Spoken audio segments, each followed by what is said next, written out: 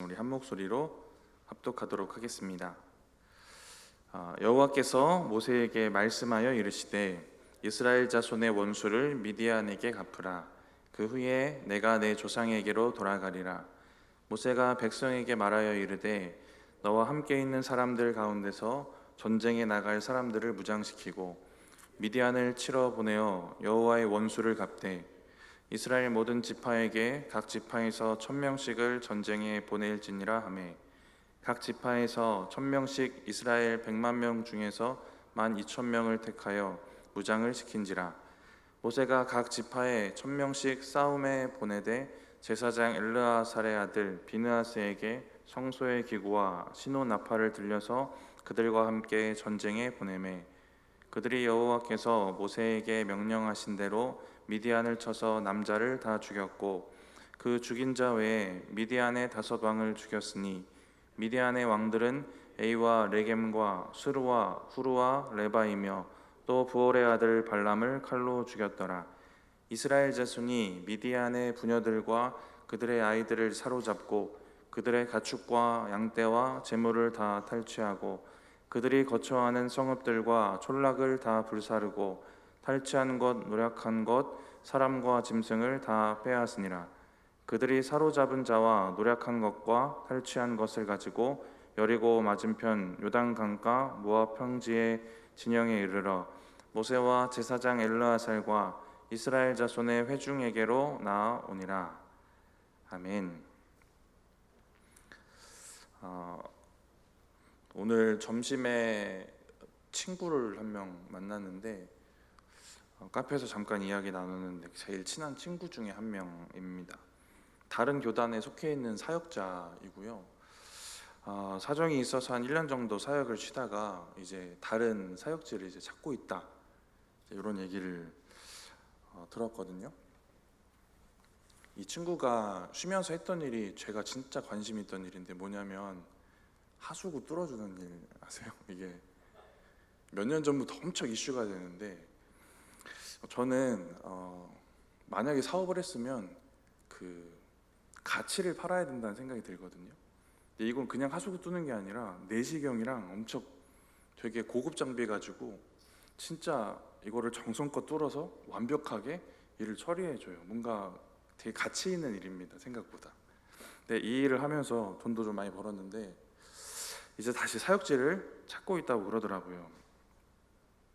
근데 제가 기분이 엄청 좋더라고요. 이게 오랜만에 친구를 만나기도 했지만 다시 사역을 한다는 것이 좀 좋았습니다. 이 친구가 살아온 인생을 제가 알고요. 이 친구가 신학을 하고 또 사역을 하기까지 그 우여곡절도 제가 옆에서 다 알고 기도했던 친구입니다. 근데 그런 상황들을 다 지나서 이제 다시 돌아와서 사명의 자리로 돌아간다는 것이 참 기쁜 마음이 들었습니다. 사역자이고 평신도이고를 떠나서요, 사명의 자리를 잘 꾸준히 지켜간다라는 게 참 쉽지 않은 일이고 계속 지켜간다는 것이 참 귀한 은혜다라는 생각이 듭니다. 오늘 본문의 모세의 인생도 내내 사명의 자리를 잘 지켜가고 있습니다. 저와 여러분에게도 이런 은혜가 있기를 축복합니다. 이게 참 귀한 일 같거든요. 어떤 상황이 있어도 사명의 자리를 지켜가시고 어려움 가운데 내려놨다면 다시 돌이키시고 돌아가시는 그런 은혜가 있기를 축복합니다.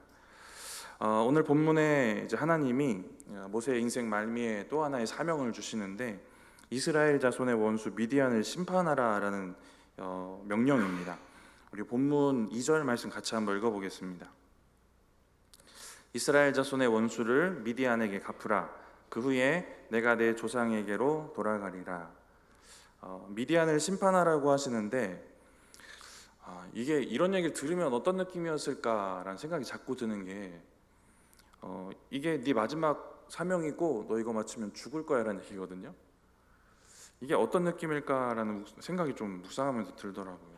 김중욱 목사 너에게 주는 이게 마지막 사명이고 그 후에 넌 죽을 거야, 이 얘기가 어떻게 들렸을까, 어떤 느낌이었을까라는 생각을 좀 하게 되었습니다. 미디안 심판 후에 모세가 이제 조상에게로 돌아간다, 죽는다는 얘기잖아요. 모세의 마지막 사명이라는 겁니다. 이 장면에서 좀 은혜가 되었던 건 뭐냐면 하나님이 모세의 인생에 마지막에까지 사명을 주신다라는 겁니다. 하나님이 마지막까지 사명을 주신다. 인생의 말미까지 사명을 허락하신다. 모세는 또 그 마지막 사명을 최선을 다해 감당한다. 이게 마지막 사명인 줄 알면서도 열심히 최선을 다해 감당한다라는 겁니다. 마지막까지 주어진 사명, 이걸 위해 달려가는 것, 이것이 저와 여러분의 소망이 되셨으면 좋겠어요. 우리가 육체가 연약해지고 나이 들고 하면 이제 교회에서 기도나 해야지는 조금 안 좋은 표현 같은데 기도도 귀하니까요. 그런데 사명, 하나님 주시는 비전, 소망, 이것을 위해 달려가야지, 그걸 소망해야지 이 마음이 얼마나 귀합니까? 죽기 직전까지 우리가 꿈꾸고 비전을 품고 사명을 감당하는 그런 은혜가 저와 여러분에게 있기를 바랍니다. 10여 년 전의 기사인데 90세 되신 목사님인데 다른 교단의 총회장까지 하셨는데 은퇴하시고 한 23년간을 섬 선교하는 일을 섬기셨다라고 하더라고요. 또 한 분을 소개하고 싶은데 10 몇 년 전에 있었던 일인가 봐요. 일본의 한 여자 목사님인데 처음 시작은 할머니였습니다. 일본의 한 할머니 조비마스라는 분인데 70세에 신학교에 입학을 하고요. 3년간 공부를 하고 또 3년이 지나서 76세가 되었을 때 목사 안수를 받습니다. 그리고 86세가 됐을 때 내가 하나님의 교회를 지어야겠다, 요 비전을 품어요. 그리고 만 90세가 되던 해에 교회를 짓습니다. 10명의 성도가 모여서 입당 예배를 드리고 이때 목사님이 이런 얘기를 했대요. 이제부터 시작이다. 90세 되신 여자 목사님이 이제부터 시작이다. 그리고 우리 아이들이 하나님을 만나고 이 땅에서 살아가는 게 얼마나 의미 있는지 가르치자, 이런 비전을 또 성도들에게 준 겁니다. 그리고 생명이 붙어있는 동안 내가 2개의 교회를 더 짓고 싶다, 이런 비전을 또 품으셨다고 해요. 일본의 90세 여자 목사님도 그렇고 또 섬성교 하셨던 90세 목사님도 은퇴가 끝이 아니고 나이 들어서 이게 뭔가 마무리되고 정리하는 게 아니라 또 다른 시작, 또 다른 소망, 비전으로 나아가는 겁니다. 저희 어머니가 한 3,000명 정도 모이는 교회에서 신방 전사님으로 사역하셨는데 전도 많이 하는 교회이긴 합니다. 근데 그 가운데 기억나는 전도자 한 명을 얘기를 들었는데 누구냐면 85세가 넘으신 권사님인데 매일 지하철역 앞에 가서 전도를 하시는 분이 있다고 하더라고요. 제가 예전에 유기성 목사님 하시는 집회에 갔다가 또 들은 얘기인데 70세 넘으신 한 성도님이 비전을 받으시고 대안학교에 밥 해주는 그 사역을 가셨다라는 얘기도 들었습니다. 70세, 85세, 90세 이 나이와 상관없는 이 비전과 소망을 품고 달려가는 일들이 있는 겁니다. 마지막까지 사명 품고 이걸 위해 달려가는, 또 이것을 이루어가는 삶을 사는 분들입니다. 참 이런 이야기들을 들으면 저만 그런지 모르겠는데 두근두근하지 않으십니까? 마음이 뛰는 거거든요.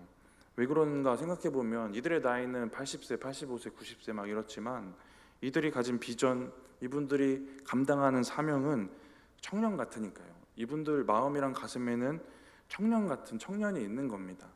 그 비전을 품은 그 뜨거운 마음들이 있는 겁니다. 그래서 이분들도 가슴 뛰면서 90세까지 사역하는 것이고 이 이야기를 듣는 저희도 마음이 이렇게 동요가 되는 것 아니겠습니까? 저와 여러분의 인생이 시간, 나이, 건강, 물질, 환경의 영향이 아니라 마지막까지 하나님이 주신 이 사명의 영향을 받으셨으면 좋겠어요. 그래서 마지막까지 가슴 뛰는 삶 살아가셨으면 좋겠습니다. 다시 2절을 한번 보시면 2절에 이스라엘의 원수를 갚으리라라고 말씀하십니다. 미디안을 쳐서 멸하라는 이제 것인데요. 이미 25장에 한번 명령하셨던 내용입니다. 우리 민수기 25장 17, 18절인데요. 우리 같이 한번 읽어보겠습니다. 미디안인들을 대적하여 그들을 치라. 이는 그들이 속임수로 너희를 대적하되 부올의 일과 미디안 지휘관의 딸 곧 부올의 일로 연병이 일어난 날에 죽임을 당한 그들의 자매 고스비의 사건으로 너희를 유혹하였음이니라. 잘 아시는 그 바알볼 사건이 있은 후의 명령입니다. 거짓 선지자 발람이 하나님이 막 강권적으로 역사하셔서 저주하러 갔다 축복하고 오잖아요. 그러자 모압 왕 발락에게 한 가지 계략을 알려줍니다. 이스라엘을 넘어뜨릴 수 있는. 거기에 동참했던 미디안 여인들이 있었고요. 음행을 도구로 이스라엘 남자들을 유혹하고 또 이것을 계기로 바알을 섬기도록 했던 사건입니다. 민수기 25장에는 그 일로 심판이 이스라엘에게 일어나는 와중에 자기 장막에 들어가 미디안 여인과 음행했던 사람이 있었는데요. 시므온 지파의 지도자였고 이 미디안 여인은 미디안의 한 계파의 그 족장의 딸이었습니다. 이때 아론의 손자 제사장 비느하스가 이 둘을 창으로 뚫어 죽이잖아요. 이스라엘을 향한 진노가 이때 이렇게 멈추지만 이제 이 일을 저지른 족속들을 이제 심판하시는 겁니다. 오늘 다시 한번 이 명령이 주어지고 이 명령이 이제 실행이 됩니다. 이 명령대로 미디안을 진멸하고 또 이 계략의 시작이었던 발람도 오늘 본문 가운데 죽습니다. 근데 오늘 2절에 미디안을 원수라고 표현하는 이것에 대해서 좀 생각을 해봤는데요. 원수를 대부분 우리가 어디에 붙이는 말입니까? 이 원수랑 왼수가 다른 건 아시죠? 왼수는 남편한테 붙이는 말이라고 제가 많이 들어왔는데, 근데 원수는 어디다가 붙이죠? 원수는 아버지의 원수 뭐 이런 거잖아요. 되게 심각한 상황에 붙이는 말이 많습니다. 이 사전의 의미는 원한이 맺힐 정도로 죄를 짓게 한 사람, 해를 끼친 사람, 그런 걸 원수라고 하는 거예요. 자기에게 원한이 맺힐 정도의 죄나 해를 끼친 사람을 원수라고 합니다.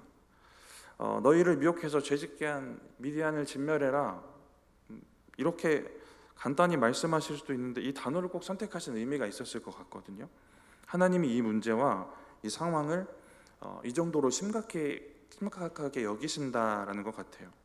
근데 이스라엘의 원수라고 하셨으니까 하나님은 이스라엘도 이들이 너희의 원수다라는 것을 좀 알게 하시고 싶었던 것 같습니다. 미디안이 이스라엘에게 한이 맺힐 정도의 그러한 죄악을, 그러한 해를 끼친 자들이다라는 겁니다.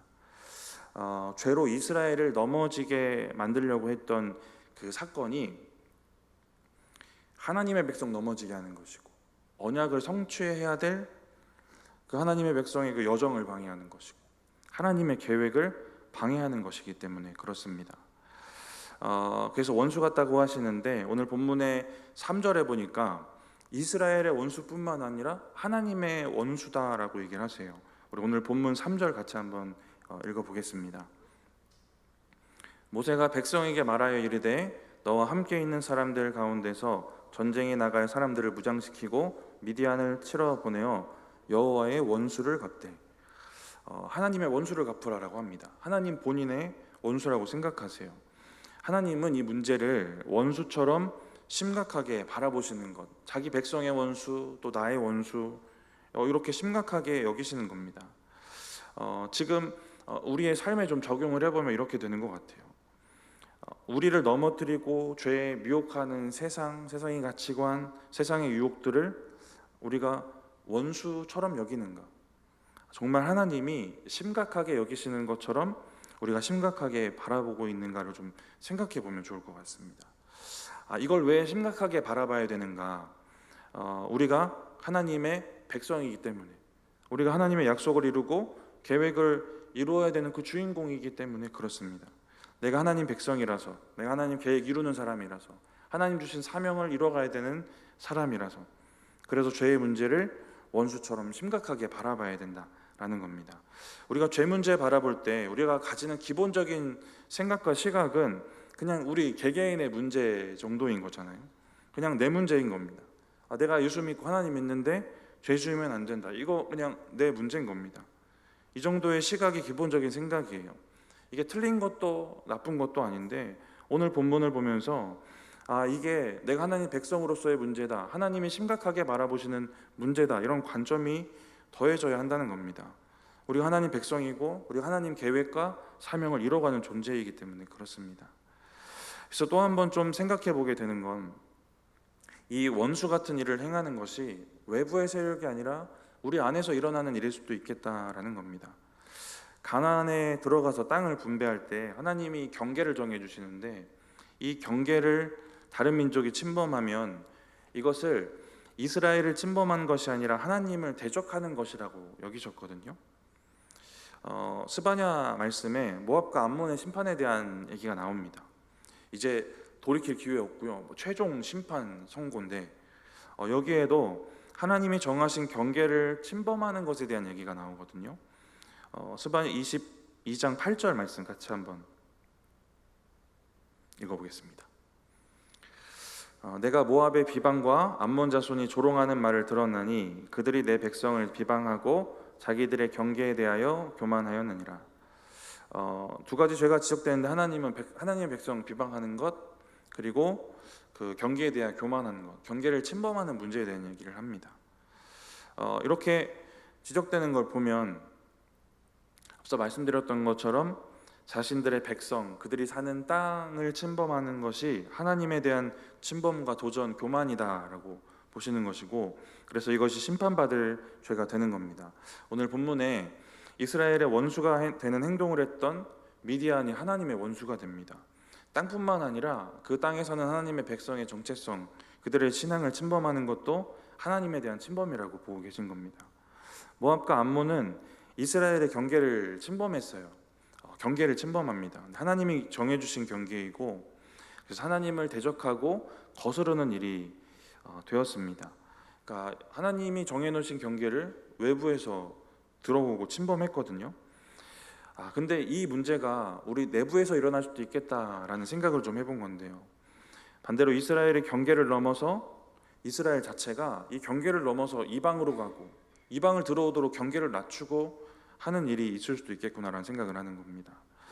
우리 대부분 신앙이 있는 사람들은 세상이 우리의 믿음의 영역을 침범한다라고만 생각하기 쉽잖아요.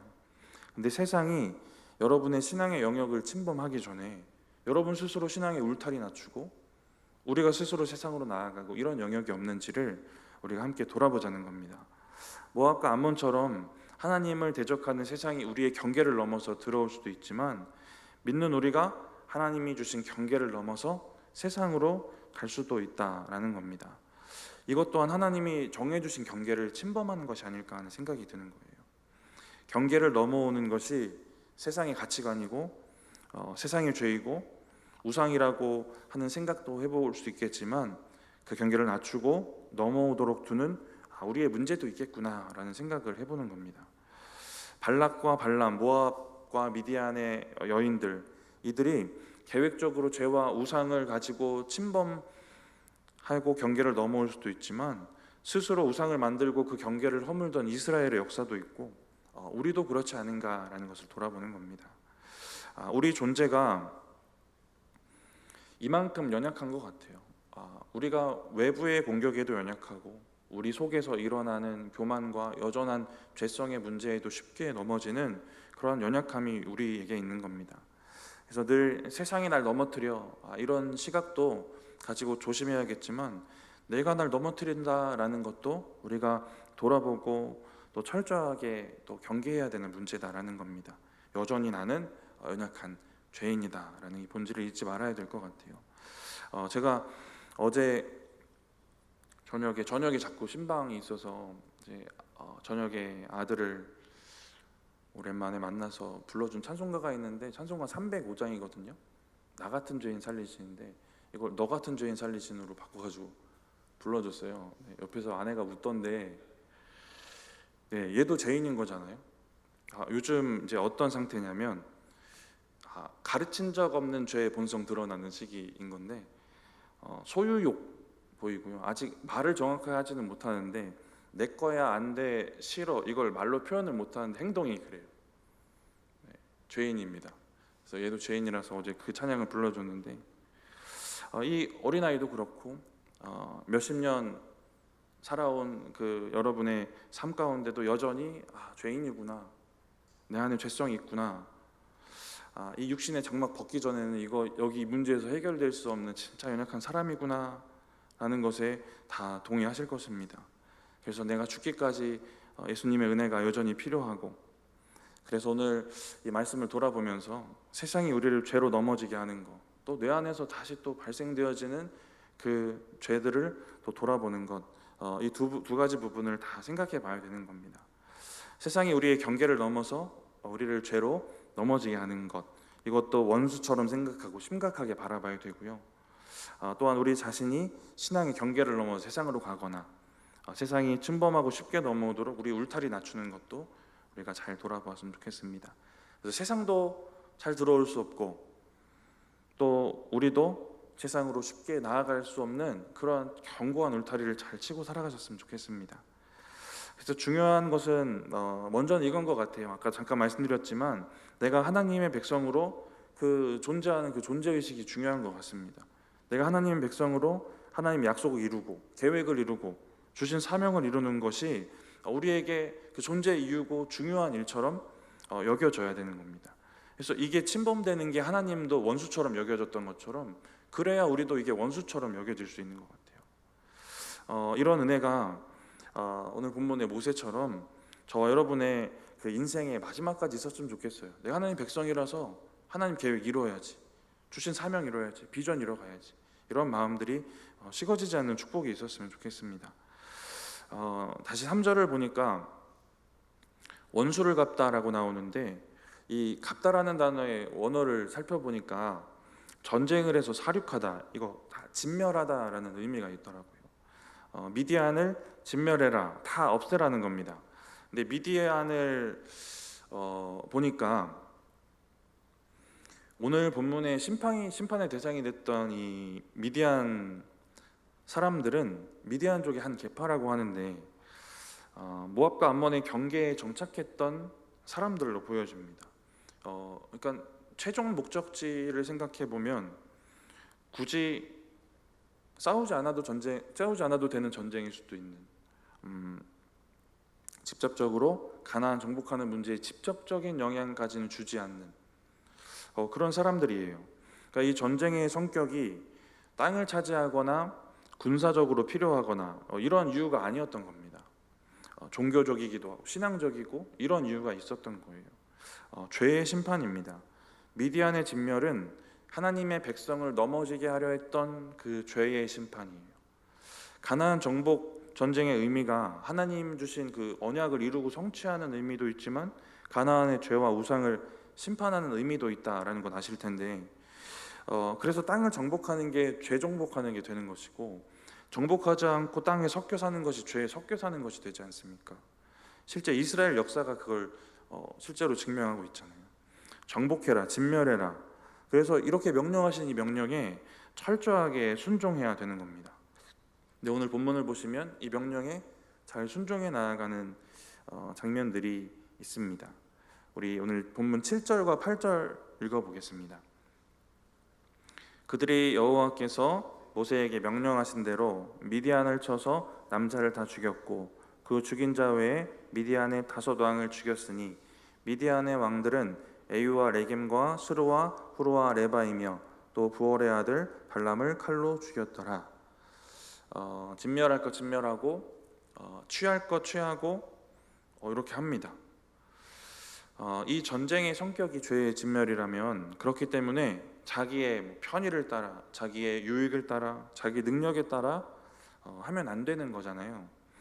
근데 자기를 기준으로, 내 능력을 기준으로, 내 이익을 기준으로 적당히 가나안 땅에 들어가서 섞여 살거나 정복하지 않았던 그 지파들도 있고 후에 그 불순종의 열매들을 그들이 먹게 됩니다. 정복과 진멸의 관점이 그들에게 있으면 안 되는구나라는 당연한 것을 알게 되는데, 약속을 이루시는 하나님, 그 약속을 성취하는 도구가 되는 그 본인, 자기 자신들, 죄를 진멸하게 원하시는 하나님과 그걸 집행해가는 그 본인들, 그러니까 기준점이 누구냐가 분명히 바뀌어야 되는 것 같아요.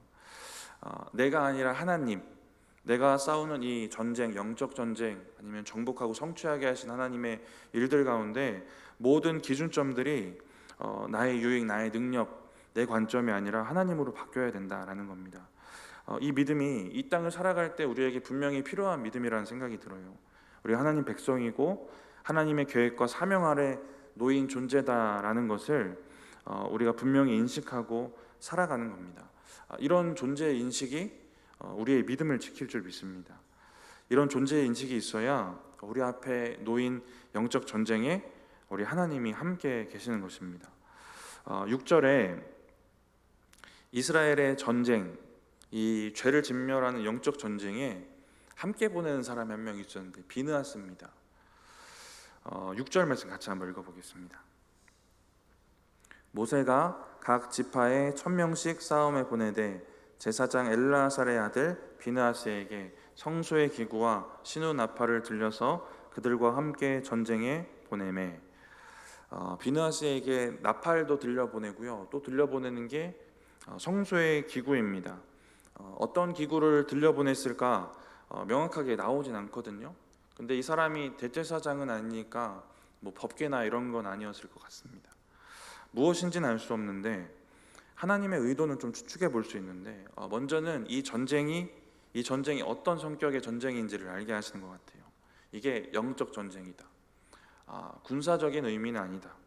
영적 전쟁이다라는 것을 알게 하십니다. 또 한 가지는 하나님이 이 전쟁에 함께 하실 것이다라는 것을 알게 하십니다. 저와 여러분이 분명하게 하나님의 백성이라는 이 존재에 대한 의식이 있고, 또 하나님의 계획과 사명을 이루는 존재라는 이 확신 가운데 살아가면 거기에 하나님이 함께 하시는 것입니다.